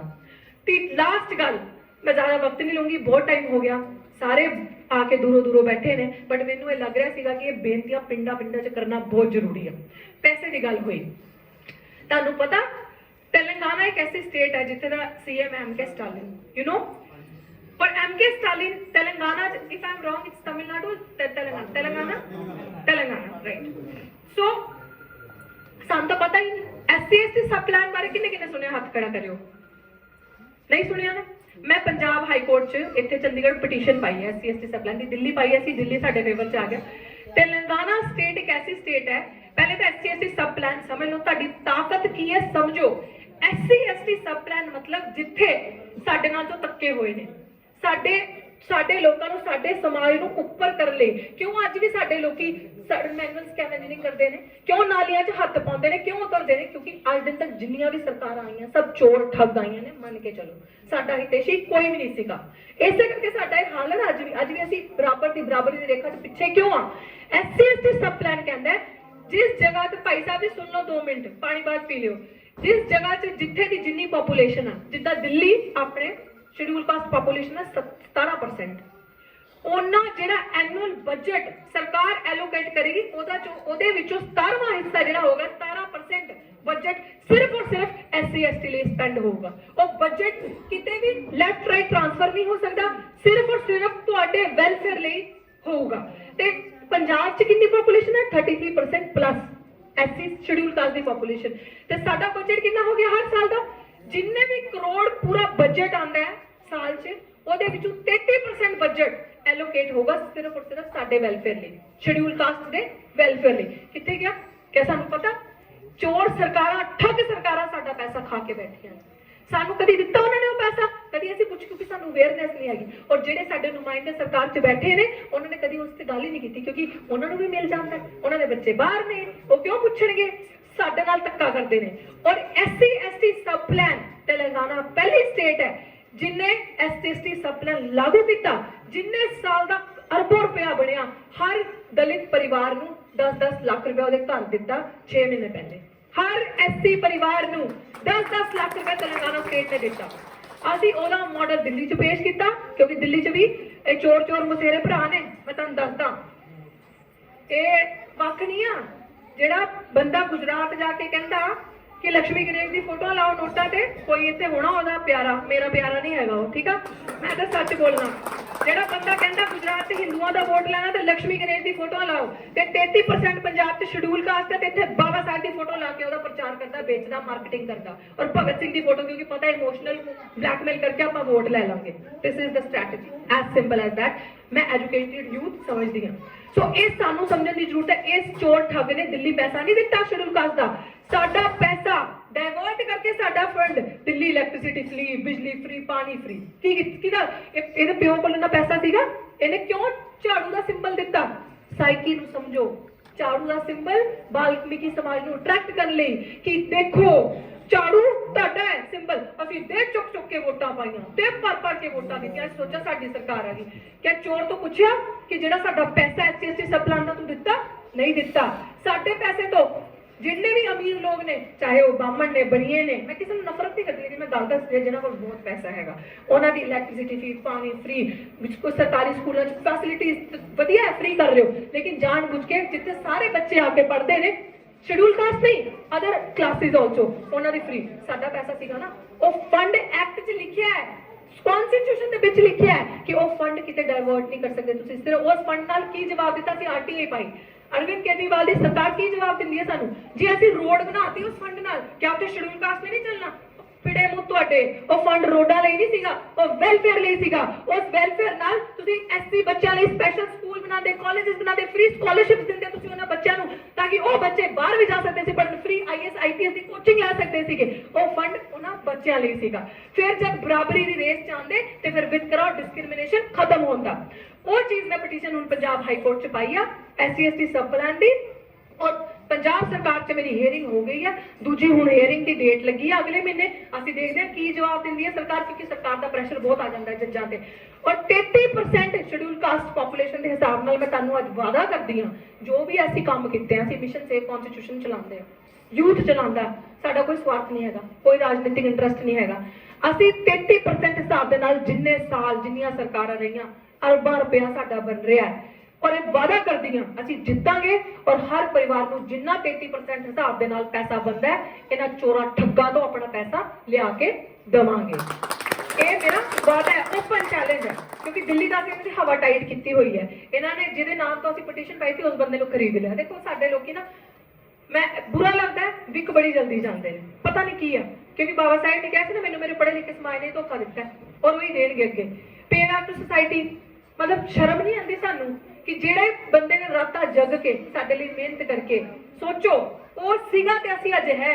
ਅਜੇ ਮਾਈਕ ਮੇਰੇ ਮੂੰਹ ਦੇ ਅੱਗੇ ਹੈ, ਵਰਨਾ ਇਸਤਰੀ ਦਾ ਜੋ ਅਧਿਕਾਰ ਸੀਗਾ ਨਾ, ਪਸ਼ੂ ਤੋਂ ਵੀ ਬੱਤਰ ਸੀਗਾ। ਡੋਰ ਗਵਾਰ ਸ਼ੂਦਰ ਪਸ਼ੂ ਨਾਰੀ ਹੈ, ਤਾੜਨ ਕੇ ਅਧਿਕਾਰੀ, ਤਾੜਨ ਮਤਲਬ 2 ਡੰਡੇ ਅਧਿਕਾਰੀ। ਇਹ ਸੋਚੋ, ਇਹ ਸਾਡਾ ਸੀਗਾ ਇਤਿਹਾਸ ਜੋ ਸਾਡੇ ਲਈ ਰੱਖਿਆ ਸੀਗਾ। ਔਰ ਅੱਜ ਕੱਲ ਇੱਕ ਬੜਾ ਵੀਡੀਓ ਬੜਾ ਰਾਉਂਡ ਕਰ ਰਿਹਾ ਹੈ, ਨਵਾਂ ਸੰਵਿਧਾਨ ਸੋਸ਼ਲ ਮੀਡੀਆ ਤੇ ਆ ਗਿਆ। ਤੁਸੀਂ ਪਲੀਜ਼, ਮੇਰੇ ਕੋਲ ਕਾਪੀ ਆਈ ਹੈ ਉਹਦੀ, ਅਸੀਂ ਕੱਲ ਹੀ ਉਹ ਪੜ੍ਹਿਆ ਹੈ। ਕੱਲ ਅਸੀਂ ਜੋ ਦਿੱਲੀ ਜੰਤਰ ਮੰਤਰ ਤੇ ਔਰ ਪਾਰਲੀਮੈਂਟਰੀ ਸਟਰੀਟ ਤੇ ਮਾਰਚ ਕੱਢੀ, ਅਸੀਂ ਉਹ ਸੰਵਿਧਾਨ ਪੜ੍ਹ ਕੇ ਵੀ ਦੱਸਿਆ। ਮੈਂ ਤੁਹਾਨੂੰ ਸਾਰਿਆਂ ਨੂੰ ਸ਼ੇਅਰ ਕਰ ਦਾਂਗੀ, ਤੁਸੀਂ ਪੜ੍ਹਿਓ। ਜੇ ਤਾਂ ਸਰਕਾਰ ਨੇ ਨਹੀਂ ਕੀਤਾ, ਕਿਉਂਕਿ ਉਸ ਸੰਵਿਧਾਨ 'ਚ ਸਿੱਧੇ ਲਿਖਿਆ ਕਿ ਹਿੰਦੂਆਂ ਦੀ ਸਰਕਾਰ ਬਣੇਗੀ, 1 ਵੋਟ ਬ੍ਰਾਹਮਣਾਂ ਦਾ, ਸ਼ਡਿਊਲ ਕਾਸਟ ਨੂੰ, ਨਾਰੀ ਨੂੰ ਕੋਈ ਵੋਟ ਦਾ ਅਧਿਕਾਰ ਨਹੀਂ ਹੋਏਗਾ। ਸਿਰਫ ਹਿੰਦੂ ਬ੍ਰਾਹਮਣ ਸਮਾਜ 'ਚ ਜਿਹੜੇ ਜਨਮੇ ਨੇ ਉਹਨਾਂ ਨੂੰ ਵੋਟ ਦਾ ਅਧਿਕਾਰ ਹੋਏਗਾ। ਉਹਨਾਂ ਦੇ 1 ਵੋਟ ਦੀ ਤਾਕਤ 100 ਵੋਟ ਦੇ ਬਰਾਬਰ ਹੋਏਗੀ। ਔਰ ਨਾਰੀ ਦਾ ਸਿਰਫ ਕੰਮ ਹੈ ਬੱਚੇ ਪੈਦਾ ਕਰਨਾ। ਆ ਲਿਖਿਆ, ਮੈਂ ਤੁਹਾਨੂੰ ਭੇਜ ਦਾਂਗੀ, ਪੜ੍ਹਿਓ। ਜੇ ਉਹ ਮੰਨ ਲਓ ਕਿਸੇ ਨੇ ਸ਼ੈਤਾਨੀ ਕੀਤੀ ਹੈ, ਫਿਰ ਸਰਕਾਰ ਨੇ ਵਿਰੋਧ ਕਿਉਂ ਨਹੀਂ ਕੀਤਾ? ਇੱਕ ਕਿਸਮ ਦਾ ਇਹ ਨੈਰੇਟਿਵ ਇਸ ਕਰਕੇ ਫੈਲਾਇਆ ਤਾਂ ਕਿ ਹਿੰਦੂ ਸਮਾਜ ਨੂੰ ਪੜ੍ਹੇ ਗਏ, ਵਾਹ ਵਾਹ ਵਾਹ ਸਾਡੀ ਸਰਕਾਰ ਹੈ, ਵੋਟ ਤਾਂ ਇਹਨੂੰ ਹੀ ਪਾਣਾ, ਚੱਕੋ ਭੁੱਖੇ ਮਰੋ, ਬੱਚਿਆਂ ਕੋਲ ਤੁਹਾਡੇ ਕੋਲ ਪੈਸੇ ਨਹੀਂ ਹੋਣ ਬੱਚੇ ਪੜ੍ਹਾਉਣ ਲਈ, ਲੇਕਿਨ ਵੋਟ ਪਾਓ BJP ਨੂੰ, ਵੋਟ ਪਾਓ RSS ਦੀ ਸਰਕਾਰ ਨੂੰ। ਇਹ ਚੀਜ਼ ਸਮਝਣ ਦੀ ਲੋੜ ਆ। ਸਭ ਤੋਂ ਵੱਡੀ ਚੀਜ਼ ਆ, ਇੱਕ ਪਲੇਟਫਾਰਮ ਤੇ ਇੱਕ ਹੋ ਚਾਹੀਏ। SC BC ਜਿੰਨੇ ਵੀ ਸਾਡੇ ਜੱਟ ਕਮਿਊਨਿਟੀ ਵੀ ਹੈ, ਕਿਉਂਕਿ ਵਰਨ ਸਿਸਟਮ ਕੀ ਆ ਪਹਿਲਾਂ ਦੱਸੋ। ਜਿਹੜੇ ਅੱਜ ਆਪਣੇ ਨੂੰ ਕਹਿੰਦੇ ਨੇ ਕਿ ਮੈਂ ਤਾਂ ਇਹ ਆ, ਮੈਂ ਤਾਂ ਬੜਾ ਤੋਪ ਆ, ਵਰਨ ਸਿਸਟਮ 'ਚ ਕੀ ਆ? ਬ੍ਰਾਹਮਣ, क्षत्रिय, वैश्य, शूद्र ते ना दे ऐसे जट जिदा साडे पिंडां च लड़ाई होंदी है कि जट्टा कोई की है लैंड है। मैं नहीं कहती जट बुरा माड़ा नहीं है, लेकिन जेडे उन्हां दे विच RSS मानसिकता फैल रही है ना, मनुवादी विचारधारा वाले उन्होंने गंद पाया। सुन लो ध्यान नाल ये चीज, जेडे ब्राह्मण, क्षत्रिय ते वैश्य ते बाकी सारे कौन? शूद्र। ते शूद्रां च कौन आ गया? जट, जाट, जिन्ने भी हो गए गुज्जर समाज, जिन्ने भी अपना जेड़ा लैंड वाले, जिन्हां कोल जमीनां वाले, सिख जेड़े जट ने, ये सारे शूद्रां च ने। और सब तो ज्यादा थल्ले किहनां नूं करता? जिन्हां कोल कुछ भी नहीं सी, जिन्हां कोल ना जमीन ना कुछ हैगे, सारे शूद्र। उन्हां दे हिसाब नाल फिर काहदा घमंड, फिर काहदी जात, फिर काहदा अपने आप नूं कहना कि भाई मैं तां इह हां। जस्ट सिंपल लॉजिक ये है कि तुहाडे कोल जमीन आ ते दूजे तुहाडे आके मजदूरी करदे ने। ਪਰ ਉਹਨਾਂ ਦੇ ਹਿਸਾਬ ਨਾਲ ਤੁਸੀਂ ਸਾਰੇ ਸ਼ੁੱਧ ਰਹੋ। ਫਿਰ ਕਿਉਂ ਆਪਾਂ ਵਿਤਕਰਾ, ਕਿਉਂ ਨਫ਼ਰਤ ਕਰਨੀ, ਕਿਉਂ ਕਿਸੇ ਨੂੰ ਨਿਚਲੀ ਨਜ਼ਰ ਤੋਂ ਦੇਖਣਾ? ਅਸੀਂ ਉਹਨਾਂ ਦਾ ਰੈਪਲੀਕਾ ਕਰ ਰਹੇ ਹਾਂ, ਉਹਨਾਂ ਨੂੰ ਕਾਪੀ ਪੇਸਟ ਕਰ ਰਹੇ ਹਾਂ। ਇਹੀ ਰਹਿ ਗਿਆ ਸਾਡੇ ਲਈ।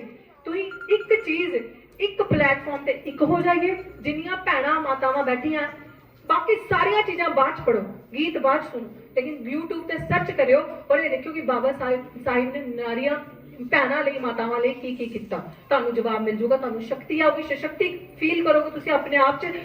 ਤੁਸੀਂ ਫੀਲ ਕਰੋਗੇ ਕਿ ਕਿਵੇਂ ਅਸੀਂ ਕਿੰਨੇ ਪ੍ਰਿਵਿਲੇਜਡ ਸਿਟੀਜ਼ਨ ਆ ਇਸ ਕੰਟਰੀ ਦੇ। ਸਭ ਤੋਂ ਵੱਡੀ ਤਾਕਤ ਵੋਟ ਦੀ ਤਾਕਤ ਹੈ ਸਾਡੇ ਹੱਥ 'ਚ। ਚੋਰਾਂ ਨੂੰ ਵੋਟ ਨਹੀਂ ਪਾਓ, ਆਪਣੇ ਵੋਟ ਨੂੰ ਬੜਾ ਸੋਚ ਸਮਝ ਕੇ ਇਸਤੇਮਾਲ ਕਰੋ। ਜਿੰਨਾ ਤੁਸੀਂ ਸਾਰੇ ਆਪਣੇ ਪੁੱਤਰ ਦੀ ਐਜੂਕੇਸ਼ਨ ਲਈ, ਬੱਚੇ ਦੀ, ਬੇਟੇ ਦੀ ਐਜੂਕੇਸ਼ਨ ਲਈ ਇੰਟਰਸਟਿਡ ਹੁੰਦੇ ਹੋ, ਉਹਨੂੰ ਸਪੋਰਟ ਕਰਦੇ ਹੋ, ਉਹਨਾਂ ਆਪਣੀ ਬੇਟੀ ਨੂੰ ਵੀ ਸਪੋਰਟ ਕਰੋ।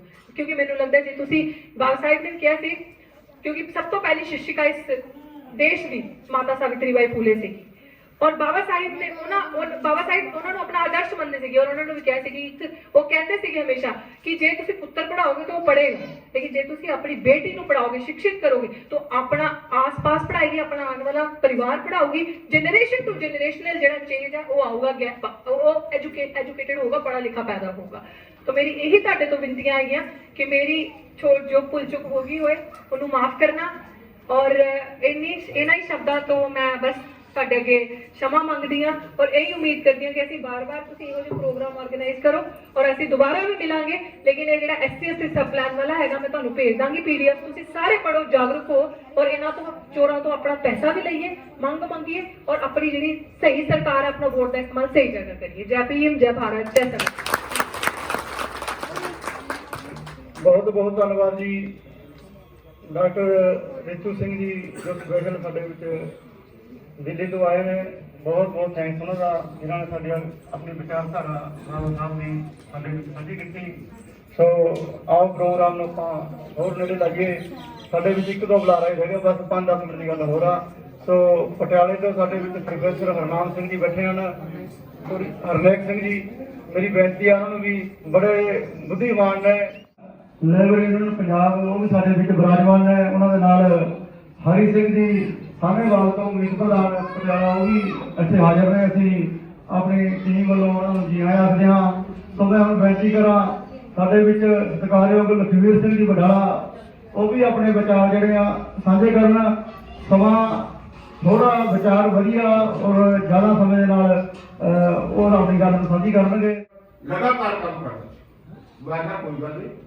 फिर नौकरी क्या है, कोर्ट के लिए दोबारा जिससे थोड़े समय। तो साथियों, मैं ਤੁਹਾਨੂੰ ਇੰਨੀ ਬੇਨਤੀ ਕਰਨੀ ਹੈ ਕਿ ਬਾਬਾ ਸਾਹਿਬ ਡਾਕਟਰ ਭੀਮਰਾਓ ਅੰਬੇਡਕਰ ਨੂੰ ਪੜ੍ਹ ਕੇ ਉਹਦਾ ਗੁੱਗਾ ਨਹੀਂ ਹੋਣਾ, ਉਹਦੀਆਂ ਜਿਹੜੀਆਂ ਅਸਲੀ ਚੀਜ਼ਾਂ ਨੇ ਉਹਨਾਂ ਨੂੰ ਜ਼ਿੰਦਗੀ ਦੇ ਵਿੱਚ ਇੰਪਲੀਮੈਂਟੇਸ਼ਨ ਕਰਨਾ ਹੈ। ਅਨਪੜ੍ਹ ਲੋਕ ਦਿੱਲੀ 'ਚ ਬੈਠ ਕੇ ਜਦੋਂ ਉਹਨਾਂ ਦੀ ਜ਼ਮੀਨ ਖੋਈ, ਉਹ ਲੜੇ ਔਰ ਪ੍ਰਧਾਨ ਮੰਤਰੀ ਦਾ ਮੂੰਹ ਮੋੜਿਆ। ਆਪਾਂ ਕਿਉਂ ਨਹੀਂ ਕਰ ਸਕਦੇ? तो इस करके एक बहुत बड़ी आखिरी करके एक मैं कह रहा ਇਹਨਾਂ ਦਿਨਾਂ ਦੇ ਵਿੱਚ ਅਸੀਂ ਇੱਕ ਲੜਾਈ ਲੜ ਰਹੇ ਹਾਂ। ਜਿਹੜੀ ਰਿਜ਼ਰਵੇਸ਼ਨ ਹੈ, ਸੰਵਿਧਾਨਕ ਹੱਕ ਹੈ, ਉਹਨੂੰ ਖੋਲ੍ਹਣ ਦੇ ਲਈ ਬਾਹਮਣ ਵਾਲੀਆ ਜੱਟ ਕੀ ਕਰ ਰਿਹਾ ਇਸ ਵੇਲੇ? ਜਾਲੀ ਸਰਟੀਫਿਕੇਟ ਬਣਾ ਲਿਆ। ਆਹ ਸਾਡੀ ਸੰਸਥਾ ਨੇ 4500 ਅਜਿਹੇ ਕੇਸਾਂ ਨੂੰ ਫੜਿਆ ਔਰ ਪਿਛਲੇ ਦਿਨਾਂ ਵਿੱਚ 15 ਮਾਰਚ ਨੂੰ ਜਿੰਦਰ ਸਾਹਿਬ ਕਾਸ਼ੀਰਾਮ ਦਾ ਜਨਮ ਦਿਨ ਸੀ, ਉਸ ਦਿਨ ਮੇਰੀ 70 ਸਾਲ ਦੀ ਉਮਰ ਹੈ। ਮੈਂ ਡਾਇਰੈਕਟਰ, ਉਹਨਾਂ ਨੇ ਮਿਹਨਤ ਤਾਂ ਕਰਨੀ ਨਹੀਂ ਹੁੰਦੀ, ਘਰਾਂ 'ਚ ਰਹਿਣਾ ਹੁੰਦਾ, ਆਪਣੀਆਂ ਜਨਾਨੀਆਂ ਦਾ ਤੇ ਮੁੰਡਿਆਂ ਦਾ ਧਿਆਨ ਜ਼ਿਆਦਾ ਰੱਖਦੇ। I'm sorry to say but it's practical. ਆਪਣੀਆਂ ਜਨਾਨੀਆਂ ਦਾ ਜ਼ਿਆਦਾਤਰ ਅਨਪੜ੍ਹ ਹੁੰਦੀਆਂ ਨੇ, ਘਰਾਂ ਦੇ ਵਿੱਚ ਰਹਿੰਦੀਆਂ ਨੇ, ਮੁੰਡੇ ਅਵਾਰਾ ਹੁੰਦੇ ਨੇ, ਪੜ੍ਹਦੇ ਨਹੀਂ ਔਰ ਇੱਕ ਘਰ ਬਣਾਉਣ ਦਾ ਬੜਾ ਉਹਨਾਂ ਨੂੰ ਸ਼ੌਕ ਹੁੰਦਾ। ਇਹ ਤਿੰਨ ਚੀਜ਼ਾਂ ਦਾ ਸ਼ੌਕ ਰੱਖਦੇ ਨੇ, ਸਮਾਜ ਦਾ ਕੋਈ ਸ਼ੌਕ ਨਹੀਂ ਰੱਖਦੇ। ਤੇ ਉਹ ਕੀ ਕਰਦੇ ਨੇ ਰਿਟਾਇਰਮੈਂਟ ਤੋਂ ਬਾਅਦ? ਉਹ RSS ਦੇ ਵਿੱਚ, BJP ਦੇ ਵਿੱਚ ਔਰ ਇਦਾਂ ਦੀਆਂ ਪੱਗਾਂ ਬੰਨਣਗੇ, ਸਿਸਟਮ ਕਰਨਗੇ ਕਿ ਤੁਹਾਨੂੰ ਪਛਾਣ ਹੀ ਨਹੀਂ ਪਏਗੀ ਵੀ ਇਹ ਸਾਡਾ ਬੰਦਾ ਜਾਂ ਦੂਜਾ ਬੰਦਾ। ਇਹਨੂੰ ਰਿਪੋਰਟ ਕੈਮੋਫਲੇਜਿੰਗ ਸਿਸਟਮ, ਜਿਵੇਂ ਆਰਮੀ 'ਚ ਹੁੰਦਾ ਨਾ ਵੀ ਇੱਕ ਗੱਡੀ ਆਉਂਦੀ ਹੈ, ਉਹ ਹਰੇ ਰੰਗ ਦੀ ਹੁੰਦੀ ਹੈ, ਉਸਦੇ ਬੂਟੇ ਬਾਟੇ ਲਾਏ ਹੁੰਦੇ ਨੇ, ਰੋਗਨ ਕੀਤਾ ਹੁੰਦਾ ਵੀ ਦੁਸ਼ਮਣ ਨੂੰ ਪਤਾ ਲੱਗ ਕੇ ਵੀ ਕਿਹੜੀ ਗੱਡੀ ਆ ਰਹੀ ਹੈ। ਇਦਾਂ ਦੀ ਸਟ੍ਰੈਟਜੀ ਬਣਾਉਂਦੇ ਨੇ ਕੋਲ। ਸੋ ਉਹਨਾਂ ਤੋਂ ਚੌਕਸ ਰਹੋ। ਇਹ ਜਿਹੜੀ ਨਵੇਂ ਸੰਵਿਧਾਨ ਦੀ ਗੱਲ ਬੀਬਾ ਨੇ ਕੀਤੀ ਆ, ਇਹ RSS ਨੇ 1937 ਦੇ ਵਿੱਚ ਕਰ ਦਿੱਤੀ ਸੀ। ਔਰ ਜਿਹੜਾ ਹਿੰਦੂਆਂ ਦਾ लिखा हुआ जो सिस्टम है जरा उन्होंने RSS ने जो संविधान लिखा ਉਹਦੇ ਚ ਪਹਿਲੇ ਨੰਬਰ ਤੇ ਲਿਖਿਆ ਕੀ ਲਿਖਿਆ ਕਿ ਇਹਨਾਂ ਲੋਕਾਂ ਦੀਆਂ ਧੀਆਂ ਭੈਣਾਂ ਦੀ ਨੂੰ ਰੇਪ ਕਰੋ। ਇਸ ਵੇਲੇ 40 ਪੁਆਇੰਟ ਨੇ RSS ਦੇ ਜਿਹੜਾ ਏਜੰਡਾ ਉਹਨਾਂ ਦਾ ਲਗੋ ਕੇ ਲਿਖਿਆ ਹੈ। ਜੇ ਕਿਸੇ ਨੂੰ ਨਾ ਅੰਨੇ ਨੂੰ ਲੱਭਿਆ ਹੋਵੇ ਮੇਰੇ ਕੋਲ ਪੁੱਛ ਲਿਓ, ਮੈਂ ਤੁਹਾਨੂੰ ਭੇਜ ਜਾਵਾਂ। ਔਰ ਇਹ ਵੀ ਧਿਆਨ ਰੱਖੋ ਕਿ ਤੁਹਾਡੇ ਸਮਾਜ ਦੇ ਵਿੱਚ ਇਹ ਜਿਹੜੇ ਹਿੰਦੂਵਾਦੀ ਲੋਕ ਨੇ ਤੁਹਾਡੇ ਦੁਸ਼ਮਣ ਨੇ, ਮਤਲਬ ਕਿ ਵੀ ਹੈਵ ਟੂ ਡਰਾ ਅ ਲਾਈਨ। दुश्मन और मित्र ਦੇ ਵਿੱਚ ਲਾਈਨ ਖਿੱਚਣੀ ਪੈਂਦੀ ਹੈ ਜਦੋਂ ਲੜਾਈ ਲੜਨੀ ਹੈ। ਲੜਾਈ ਤੇ ਸ਼ੁਰੂ ਹੋ ਚੁੱਕੀ ਹੈ, ਜੇ ਅਸੀਂ ਲਕੀਰ ਨਹੀਂ ਖਿੱਚਾਂਗੇ ਤਾਂ ਫਿਰ ਤਲਵਾਰ ਕਿਵੇਂ ਖਿੱਚਾਂਗੇ, ਬੰਦੂਕ ਕਿਵੇਂ ਚਲਾਵਾਂਗੇ। ਸੋ ਵੀ ਹੈਵ ਟੂ ਡਰਾ ਅ ਲਾਈਨ। ਇਸ ਕਰਕੇ ਜਿਹੜੇ ਲੋਕ ਸਾਡੇ ਖਿਲਾਫ ਨੇ, ਸਾਡੇ ਦੁਸ਼ਮਣ ਨੇ, ਉਹਦੀ ਪਹਿਚਾਣ ਕਰਨੀ। ਇਹ ਬਾਬਾ ਸਾਹਿਬ ਨੇ ਕਿਹਾ ਕਿ ਮਸਟ ਆਈਡੈਂਟੀਫਾਈ ਯੋਰ ਐਨਿਮੀ। ਦੁਸ਼ਮਣ ਦੀ ਪਹਿਚਾਣ ਕਰੋ, ਚਾਹੇ ਅਸੀਂ ਮਾੜੇ ਮੋਟੇ ਬੰਦੇ ਆ, ਪਰ ਜਦੋਂ ਲੜਾਈ ਲੜੀ ਜਾਏ। ਇੱਕ ਜਿਹੜਾ ਹੋਰ ਬਾਬਾ ਸਾਹਿਬ ਦੇ ਉੱਤੇ ਗੱਲ ਕਿ ਬਾਬਾ ਸਾਹਿਬ ਨੇ ਕਿਹਾ ਸੀ ਕਿ ਵੀ ਮੈਂ ਹਿੰਦੂ ਪੈਦਾ ਹੋਇਆ ਹਾਂ, ਇਹ ਮੇਰੇ ਵੱਸ ਦੀ ਗੱਲ ਨਹੀਂ, ਪਰ ਮੈਂ ਐਜ਼ ਏ ਹਿੰਦੂ ਮਰਾਂਗਾ ਨਹੀਂ। ਇਸ ਗੱਲ ਨੂੰ ਪੂਰਾ ਕਰਨ ਲਈ ਬਾਬਾ ਸਾਹਿਬ ਨੇ ਸਿੱਖਾਂ ਨਾਲ ਗੱਲਬਾਤ ਕੀਤੀ, ਸਿੱਖ ਧਰਮ ਨੂੰ ਪੜ੍ਹਿਆ, ਉਹਨਾਂ ਨੂੰ ਚੰਗਾ ਲੱਗਿਆ, ਵਾਕਈ ਦੁਨੀਆ ਦਾ ਸਭ ਤੋਂ ਚੰਗਾ ਧਰਮ ਹੈ ਸਿੱਖ ਧਰਮ, ਨੋ ਡਾਊਟ। ਪਰ ਜਦੋਂ ਬਾਬਾ ਸਾਹਿਬ ਨੇ ਸਿੱਖ ਧਰਮ ਨੂੰ ਜੁਆਇਨ ਕਰਨ ਦੀ ਗੱਲ ਕੀਤੀ ਅੰਮ੍ਰਿਤਸਰ 1934 ਦੇ ਵਿੱਚ, ਤਾਂ ਇੱਥੋਂ ਦੇ ਜਿਹੜੇ ਵੱਡੇ ਵੱਡੇ ਜ਼ਿਮੀਂਦਾਰ ਜੱਟ, ਇਹ ਜਿਹੜੇ ਥੀਸੀਅਨ ਕਮਿਊਨਿਟੀ ਦੇ ਲੋਕ ਬਾਹਰ ਤੋਂ ਆਏ ਹੋਏ, ਇੱਥੋਂ ਦੇ ਨਹੀਂ, ਜਿਹੜੇ ਅਫਗਾਨਿਸਤਾਨ ਤੋਂ ਮੱਝਾਂ ਗਾਵਾਂ ਚਾਰਨ ਵਾਲੇ ਲੋਕ ਆਏ ਸਨ ਸਾਡੇ ਮੁਲਕ ਦੇ ਵਿੱਚ, ਤਾਂ ਉਹਨਾਂ ਲੋਕਾਂ ਨੇ ਸਭ ਤੋਂ ਵਾਰ ਵਿਰੋਧ ਕੀਤਾ ਬਾਬਾ ਸਾਹਿਬ ਦਾ, ਉਹਨਾਂ ਨੂੰ ਸਿੱਖ ਨਹੀਂ ਬਣਨ ਦਿੱਤਾ। ਇਹ ਮਨਾਂ ਤੇ ਲਿਖ ਲਿਓ ਗੱਲ। एडे धोखेबाज, मैं धोखे दी गल्लां कर रहा, मेरे लोगों ने किताबां पढ़ के इत्थे बोल दे, उसका कोई फायदा नहीं। असीं क्रिटिकल एनालिसिस करके और गेन करने की गल करनी है। आज बाबा ਅੱਜ ਦੀ ਇਸ ਸਭਾ ਦੇ ਵਿੱਚ ਪਹੁੰਚੇ ਹੋਏ ਮੁੱਖ ਮਹਿਮਾਨ ਸਾਹਿਬ ਅਤੇ ਇਕੱਤਰ ਹੋਏ ਬਜ਼ੁਰਗੋ, ਮਾਤਾਓ, ਭੈਣੋ ਤੇ ਸਾਥੀਓ, ਸਭ ਤੋਂ ਪਹਿਲਾਂ ਤੁਹਾਨੂੰ ਬਾਬਾ ਸਾਹਿਬ ਡਾਕਟਰ ਭੀਮਰਾਓ ਅੰਬੇਡਕਰ ਜੀ ਦੇ ਜਨਮ ਦਿਹਾੜੇ ਦੀਆਂ ਲੱਖ ਲੱਖ ਮੁਬਾਰਕਾਂ। ਸਾਥੀਓ, ਲਗਭਗ 7 ਦਿਨ ਤੋਂ ਮੈਂ ਬਿਮਾਰ ਪਿਆ ਸੀ। ਕੱਲ੍ਹ ਦੇ ਪ੍ਰੋਗਰਾਮਾਂ ਦੇ ਬਹੁਤ ਫੋਨ ਆਏ ਹੋਏ ਸੀ, ਪਰ ਮੈਂ ਕੋਈ ਵੀ ਪ੍ਰੋਗਰਾਮ ਜਿਹੜਾ ਬਾਬਾ ਸਾਹਿਬ ਦਾ ਜਨਮ ਦਿਹਾੜੇ ਤੇ ਮੈਂ ਅਟੈਂਡ ਨਹੀਂ ਸੀ ਕਰ ਪਾਇਆ। ਪਰ ਜੱਗੀ ਵੀਰ ਦਾ ਕੱਲ੍ਹ ਵੀ ਫੋਨ ਆਇਆ। ਮੈਂ ਇੱਕ ਦੇਸੀ ਦਵਾਈ ਵੀ ਦੱਸ ਦਵਾਂ ਤੁਹਾਨੂੰ। ਚਲੋ ਸੁਣੀਦਾ ਸੀ, ਲੋਕ ਵਰਤਦੇ ਸੀ, ਸੈੱਲ ਕਹਿੰਦੇ ਘਟ ਗਏ ਜੀ, ਸੈੱਲ ਘਟ ਗਏ, ਮੇਰੇ ਵੀ ਘਟ ਗਏ ਸੀ, ਜਿਹਦੇ ਨਾਲ ਕਮਜ਼ੋਰੀ ਜ਼ਿਆਦਾ ਆ ਜਾਂਦੀ ਹੈ। ਤਾਂ ਕੱਲ ਮੈਨੂੰ ਬੱਕਰੀ ਦਾ ਦੁੱਧ ਮਿਲ ਗਿਆ। ਉਹ ਬੱਕਰੀ ਦੇ ਦੁੱਧ ਨੇ ਮੈਂ ਕੱਲ ਵੀ ਮੈਨੂੰ ਬੁਖਾਰ ਨਹੀਂ ਚੜਿਆ, ਰਾਤ ਵੀ ਬੁਖਾਰ ਨਹੀਂ ਚੜਿਆ, ਮੈਂ ਥੋੜਾ ਜਿਹਾ ਸੈੱਟ ਹੋ ਗਿਆ। ਚਲੋ ਜੱਗੀ ਵੀਰ ਨੇ ਸਵੇਰੇ ਵੀ ਫੋਨ ਕਰਿਆ, ਮੈਂ ਕਿਹਾ ਯਾਰ ਵੀ ਮੈਂ ਬੁਖਾਰ ਤਾਂ ਚੜਿਆ ਪਰ ਸੈੱਟ ਨਹੀਂ ਹੈਗਾ, ਪਰ ਚੱਲਣ ਜੋਗਾ ਨਹੀਂ। ਮੈਂ ਸਾਥੀਓ ਤੁਹਾਨੂੰ ਦੱਸਣਾ ਚਾਹੁੰਦਾ ਤਾਂ ਸਾਥੀਓ, ਮੈਂ ਜ਼ਿਆਦਾ ਟਾਈਮ ਨਹੀਂ ਲਾਉਣਾ। ਬਾਬਾ ਸਾਹਿਬ ਡਾਕਟਰ ਭੀਮਰਾਓ ਅੰਬੇਡਕਰ ਨੇ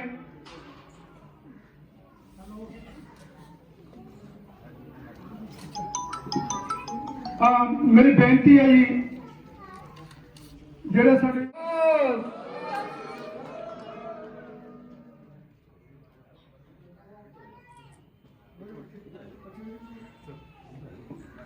जय भीम, जय भीम, जय भीम।